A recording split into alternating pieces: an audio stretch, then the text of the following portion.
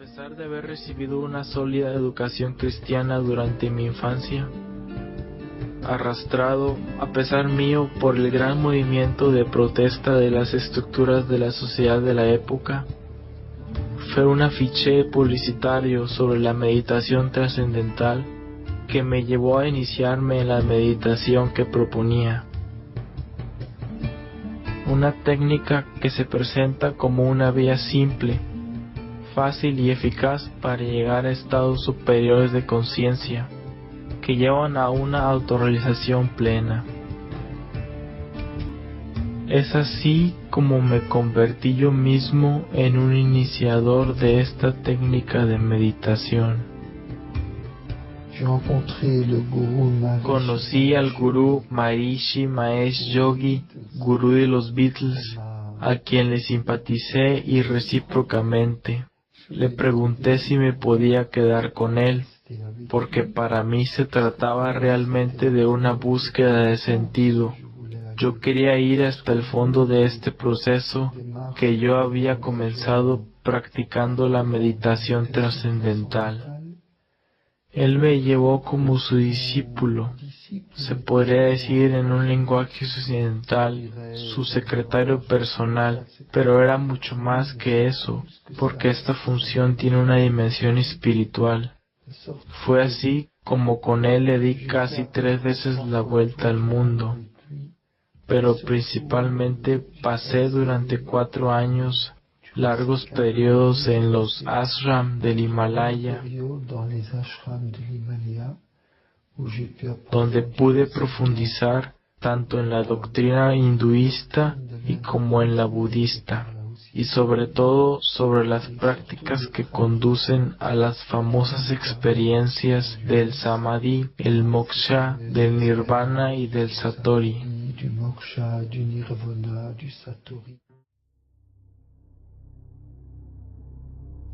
Esta pasa por un conjunto de técnicas físicas, respiratorias, psíquicas, de concentración ya sea mental o visual, que están diseñadas para eliminar cualquier actividad del sujeto. Pongámoslo claro, no hay más sujeto que de verbo alguno. Me muevo, pues bien, basta con no moverme más. Tomando una posición como la del loto se puede mantener una inmovilidad perfecta. No me muevo más, pero aún estoy respirando. Pues bien, basta controlar la respiración hasta que ya no sea sino un velo. Prácticamente nada, por el pranayama. Pero esto no me impide pensar. Entonces se debe dominar el pensamiento para conseguir eliminarlo por medio de una especie de un estado de trance a través de la repetición de mantras o por medio de la concentración visual, hasta que finalmente ese yo desaparece.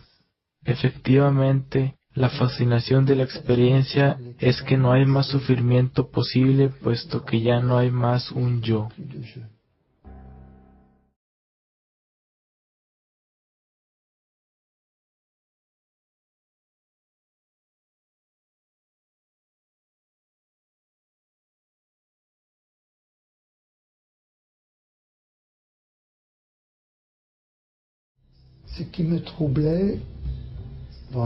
Lo que me perturbaba en la relectura de estas experiencias es que renunciar al sufrimiento es sin duda muy atractivo, pero también implica renunciar a conjugar el verbo amar, porque si yo no puedo sufrir más, yo no puedo amar más. No hay más yo conjugando el verbo amar. En verdad me preocupaba mucho. Et c'est un point sur lequel je voudrais insister, où je crois qu'il y a quand même une trahison. Y es un punto sobre el cual quiero insistir, porque creo que es traicionera la presentación que se hace de las tradiciones orientales en Occidente, donde casi hemos olvidado este radicalismo de la desaparición del yo que implica, y sí que implica, que el amor es una ilusión. Para Oriente, Buda dice que el amor es una ilusión que debe eliminarse tanto como el odio, puesto que el amor, como el odio, mantiene la ilusión de alteridad del otro. Si bien Occidente no va hasta este radicalismo, pretende que uno puede unirse a la experiencia de inmersión en la gran energía, en el gran todo, diciendo que esta energía se manifiesta como amor. Estoy envuelto en el amor, en el calor del amor. Allí hay evidentemente un problema, porque si yo experimento que soy amado, entonces yo soy amado por alguien, por una alteridad, siendo el amor la perfección de la relación entre dos personas que eligen libremente acogerse mutuamente. Y ahí nos encontramos con otro lenguaje, el lenguaje judeo-cristiano, donde un padre me ama con un amor infinito. Y este amor subsistente es el Espíritu Santo, que es una persona. De lo contrario, no puedo hablar de amor. Se necesitan dos para el amor.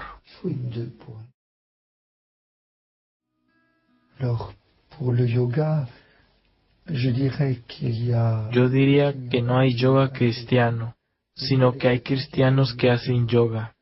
Solamente hay yoga y yoga. El yoga tal como lo practicábamos hacía parte de una gran liturgia, mientras que aquí muchos occidentales hacen yoga como ejercicios de relajación. Dicho esto, cuando le dije al gurú en un viaje a Alemania que los europeos estaban haciendo yoga para relajarse, él tuvo un ataque de risa. Luego pensó por un momento y dijo, pero esto no evitará que el yoga haga su efecto. Lo cual es muy significativo. El efecto del yoga está en contra de la actitud cristiana, que es el de la acogida del otro, dejarse descubrir por el otro y dejarse personalizar por el encuentro con el otro.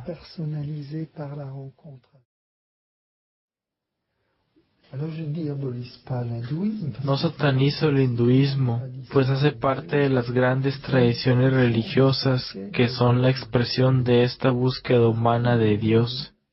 Y donde quiera que el hombre busque la verdad, el Espíritu Santo está secretamente presente.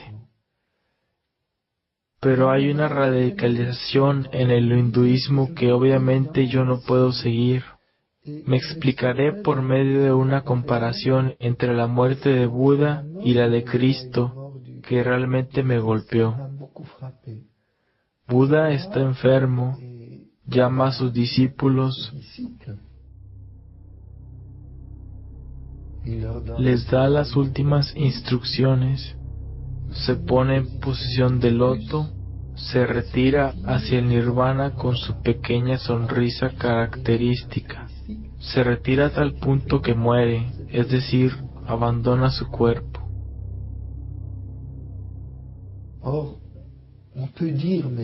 Ahora bien podemos decir, es un poco técnico, que la orientación de las energías en la posición del loto corresponde un poco a lo que pasa con el niño en el vientre de su madre, a una posición fetal.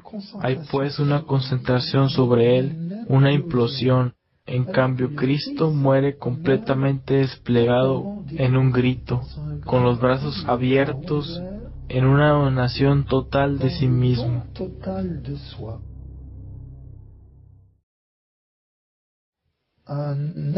Y un día, un médico naturista fue a visitar al gurú porque nuestros cuerpos estaban bastante maltratados por el intenso ejercicio que realizábamos allí.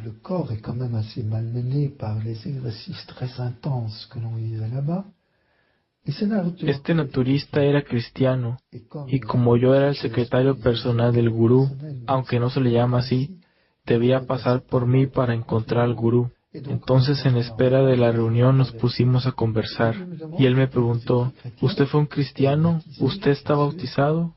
Le dije, claro. ¿Y usted era un cristiano? Pero hoy, ¿quién es Jesús para usted? Y entonces esta experiencia es difícil de expresar, pero percibí intensamente la presencia de Jesús que me preguntó: Hijo mío, ¿cuánto tiempo me harás esperar?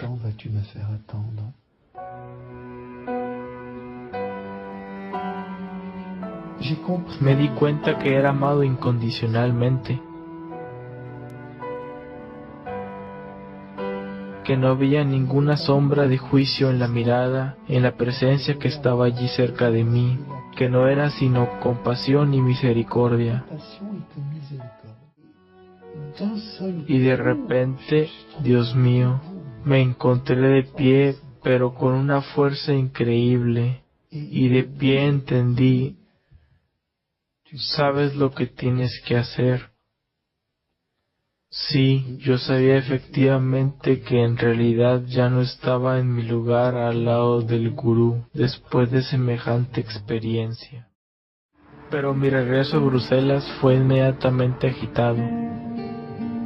En búsqueda de un interlocutor que pudiera ayudarme a hacer balance de todo lo que había vivido, sin atreverme a dirigirme a representantes de la iglesia, me puse a frecuentar personas que parecían más en condiciones de aclararme.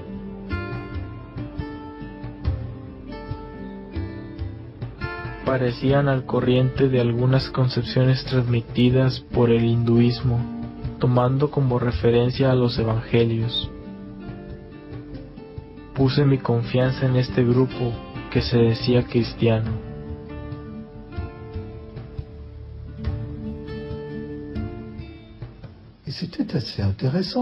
Y era bastante interesante, puesto que se me hablaba del cristianismo. No se me hablaba, sin embargo, más que de comentarios del Evangelio.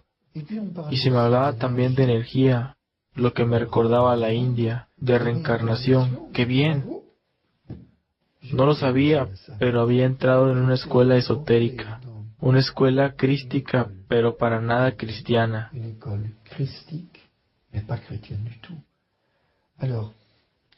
Entonces comenzamos con estas doctrinas esotéricas, con bastante prudencia, con el fin de no mostrarme las incompatibilidades con el cristianismo.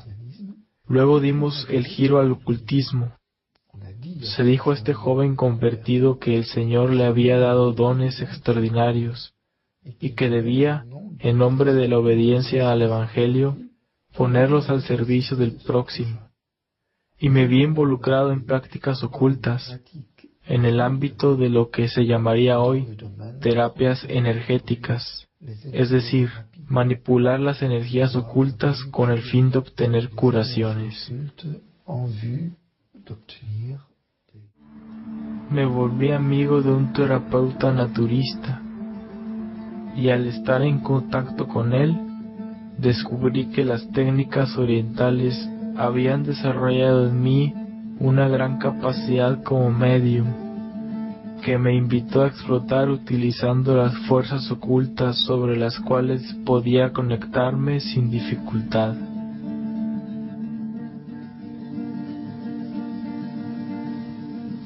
Había reanudado una actividad profesional, pero estas sesiones de curación ocupaban la mayoría de mi tiempo libre.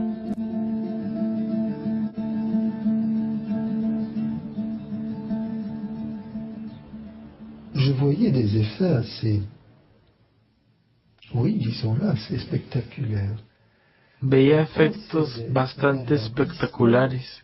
Se procedía incluso a distancia con operaciones de desbloqueo de la cavidad nasal, sin tocar nada, solamente por trabajo oculto.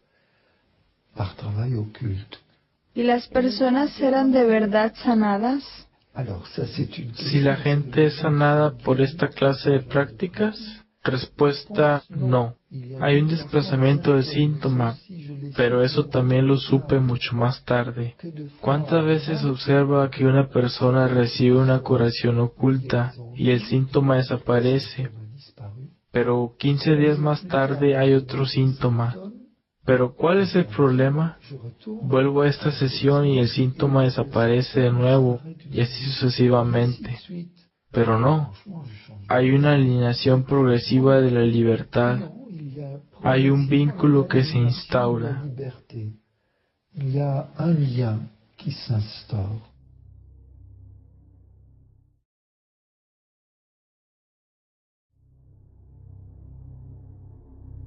L'homme n'aurait aucun pouvoir El hombre no tendría ningún poder sobre los planos ocultos sin la colaboración de las entidades que controlan el plano oculto sobre el cual trabaja. Digo entidades, de latín entitas, que quiere decir algo que existe. quelque chose qui existe. Alors, Entonces nosotros, en nuestras tradiciones, hablaremos de demonios.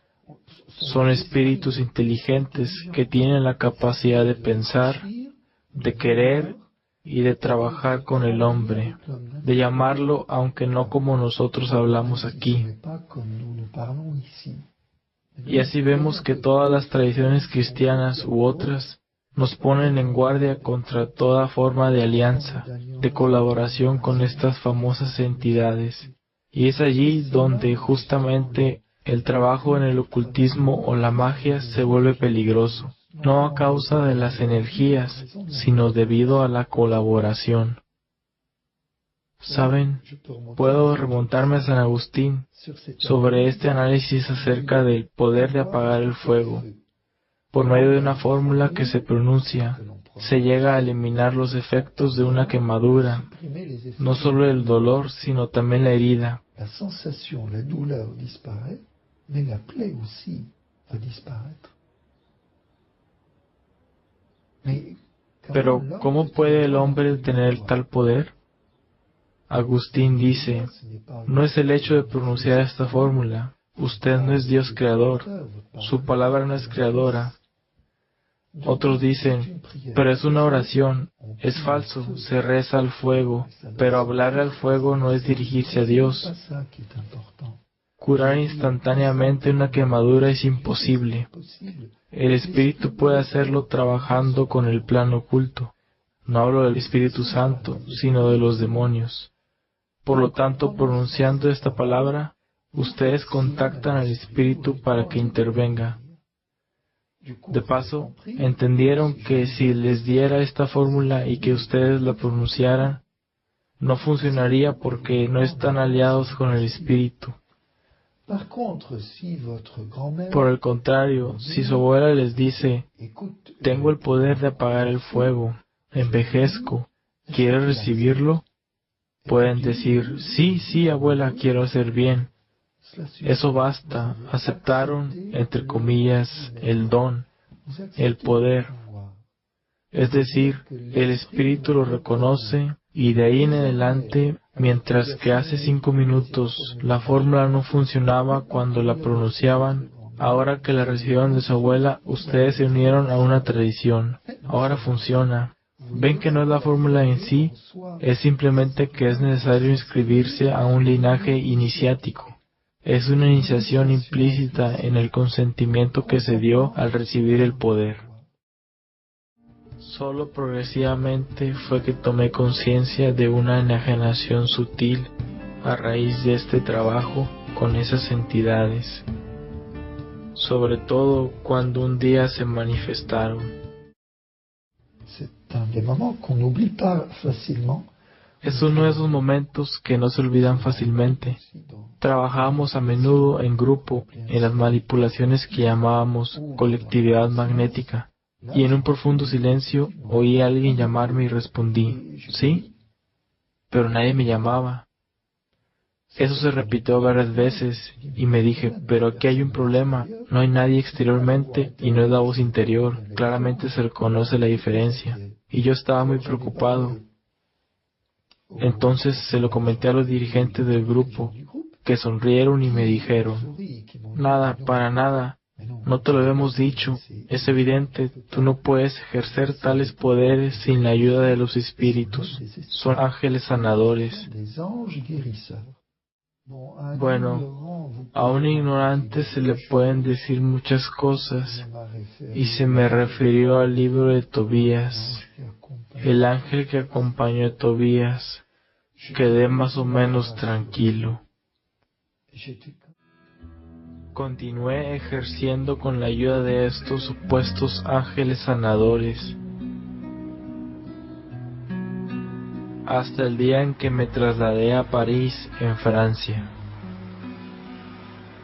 Y allí, como cada día, asistí a una Eucaristía al mediodía.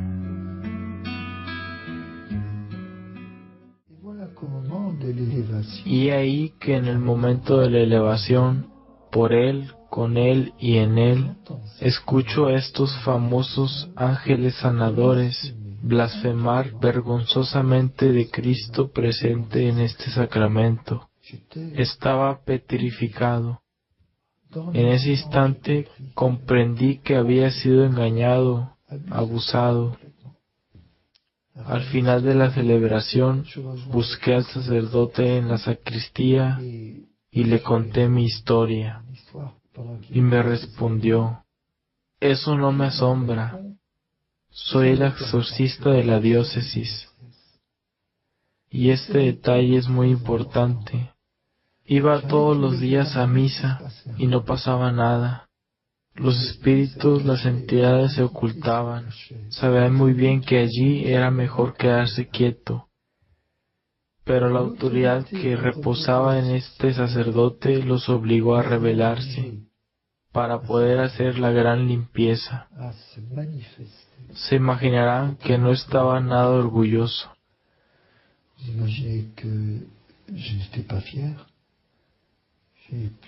Pude allí mismo depositar todos estos poderes a los pies de la cruz de Jesús, pidiendo ser liberado, lo que se logró con oraciones intensas y un largo periodo de convalecencia que fue muy importante.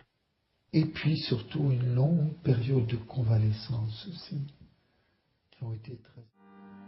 Después de 2 años de prácticas ocultas, fue por la autoridad del nombre de Jesús Salvador y en la fuerza de su Espíritu Santo, invocado con hermanos en la fe, que fui liberado de estos obstáculos que asfixiaban mi corazón, mi alma y agotaban mi cuerpo.